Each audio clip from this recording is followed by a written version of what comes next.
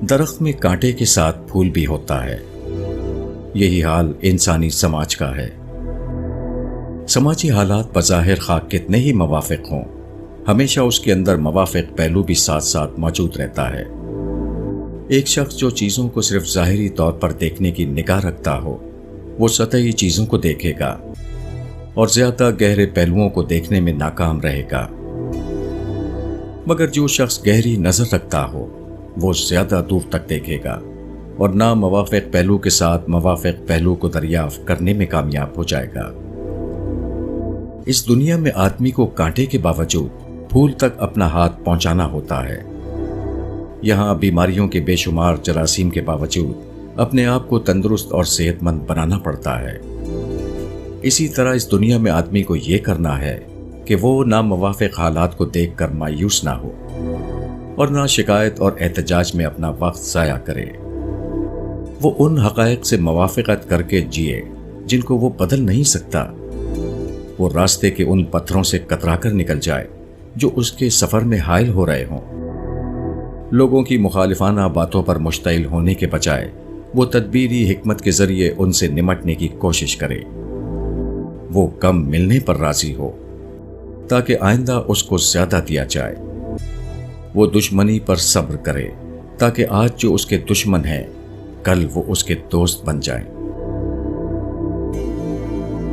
مولانا جلال الدین رومی کا درجہ مسلمانوں میں بہت اونچا ہے۔ تقریباً 26,000 اشعار پر مشتمل ان کی مثنوی مسلمانوں کے درمیان تقدس کی حد تک مقبول ہے۔ یہ مثنوی صدیوں تک ایک رہنما کتاب کی حیثیت سے علماء کے درمیان پڑھی جاتی رہی ہے۔ 1258 میں تاتاریوں نے بغداد کو تباہ کیا اور عباسی سلطنت کا خاتمہ کر دیا۔ انہوں نے مسلم دنیا پر اپنی ظالمانہ حکومت قائم کر دی۔ اس وقت مولانا روم کی عمر تقریباً 50 سال تھی۔ انہوں نے اپنی مثنوی کے ذریعے مسلمانوں کو روحانی اور اخلاقی سبق دیا اور انہیں اوپر اٹھانے کی کوشش کی۔ اسی کے ساتھ انہوں نے وقت کے مسائل میں بھی مسلمانوں کو رہنمائی دی۔ انہوں نے اپنی فارسی مثنوی میں حکایت اور تمثیل کی زبان میں مسلمانوں کو بتایا کہ ان حالات میں مسلمانوں کو کیا کرنا چاہیے اور کیا نہیں کرنا چاہیے۔ اس سلسلے میں ایک سبق آموز کہانی شیر اور خرگوش کی کہانی ہے جو مثنوی کے دفتر اول میں تفصیل کے ساتھ بیان ہوئی ہے۔ اس کہانی کا خلاصہ یہ ہے۔ جنگل میں ایک شیر تھا۔ وہ ہر روز اپنی بھوک مٹانے کے لیے جانوروں پر حملہ کرتا تھا اور پکڑ کر انہیں اپنی خوراک بناتا تھا۔ اس کے نتیجے میں تمام جانور مستقل طور پر دہشت اور خوف میں پڑے رہتے تھے۔ آخر انہوں نے اس کا ایک حل نکالا۔ انہوں نے شیر سے بات کر کے اس کو اس پر راضی کیا کہ وہ ان پر حملہ نہ کرے۔ وہ خود اپنی طرف سے ہر روز ایک جانور اس کے پاس بھیج دیا کریں گے۔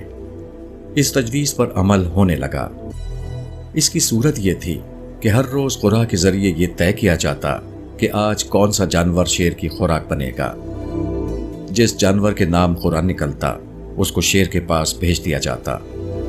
اس طرح تمام جانور امن کے ساتھ جنگل میں رہنے لگے۔ آخرکار قرعہ ایک خرگوش کے نام نکلا۔ یہ خرگوش پہلے سے سوچے ہوئے تھا کہ جب میرے نام قرعہ نکلے گا تو میں اپنے آپ کو شیر کی خوراک بننے نہیں دوں گا، بلکہ تدبیر کے ذریعے خود شیر کو ہلاک کر دوں گا۔ سوچے سمجھے منصوبے کے مطابق خرگوش 1 گھنٹے کی تاخیر کے ساتھ شیر کے پاس پہنچا۔ شیر بہت بھوکا تھا۔ وہ تاخیر کی بنا پر اس کے اوپر بگڑ گیا۔ نیز صرف ایک چھوٹا خرگوش دیکھ کر اس کو اور بھی زیادہ غصہ آیا۔ خرگوش نے نرمی سے کہا، جناب بات یہ ہے کہ آپ کی سلطنت میں ایک اور شیر آ گیا ہے۔ جانوروں نے آپ کی آج کی خوراک کے لیے 2 خرگوش بھیجے تھے، مگر دوسرا شیر ہمارے اوپر جھپٹا۔ ایک کو تو اس نے پکڑ لیا، میں کسی طرح بھاگ کر آپ کے پاس آیا ہوں۔ اب شیر کا غصہ دوسرے شیر کی طرف مڑ گیا۔ اس نے چلا کر کہا، دوسرا شیر کون ہے جس نے اس جنگل میں آنے کی جرت کی ہے؟ مجھے اس کے پاس لے چلو تاکہ میں اس کا قصہ تمام کر دوں۔ اب خرگوش کے ساتھ شیر روانہ ہوا۔ خرگوش نے شیر کو ادھر ادھر گھمایا اور آخر میں اس کو ایک کنویں کے کنارے لا کر کھڑا کر دیا اور کہا، حضور وہ شیر اس کے اندر موجود ہے، آپ خود اس کو دیکھ لیں۔ शेर ने कुएं के ऊपर से झांका तो नीचे पानी में उसको अपना अक्स नजर आया। उसने समझा कि खरगोश का कहना दुरुस्त है और वाकईतन उसके अंदर एक और शेर मौजूद है। शेर गुर्राया तो दूसरा शेर भी गुर्रा उठा। अपनी सल्तनत में इस तरह एक और शेर का घुस आना उसको बर्दाश्त नहीं हुआ। वो छलांग लगाकर मफरूजा शेर के ऊपर कूद पड़ा और फिर कुएं में पड़ा पड़ा मर गया। इस तरह एक खरगोश ने तदबीर की ताकत से शेर जैसे दुश्मन का खात्मा कर दिया।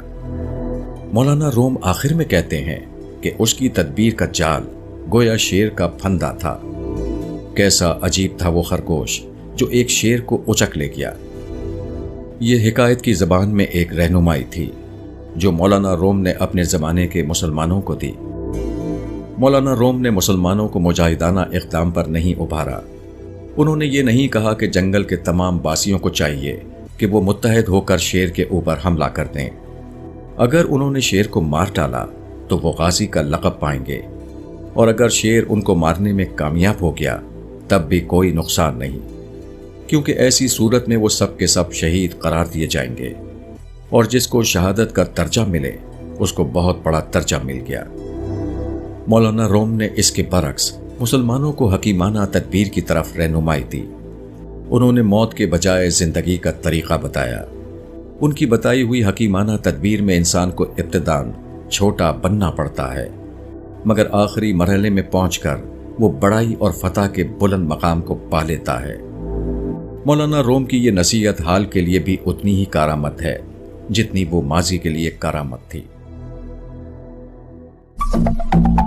अगर आपने अभी तक हमारा चैनल सब्सक्राइब नहीं किया तो अभी सब्सक्राइब करें और बेल आइकॉन को क्लिक करके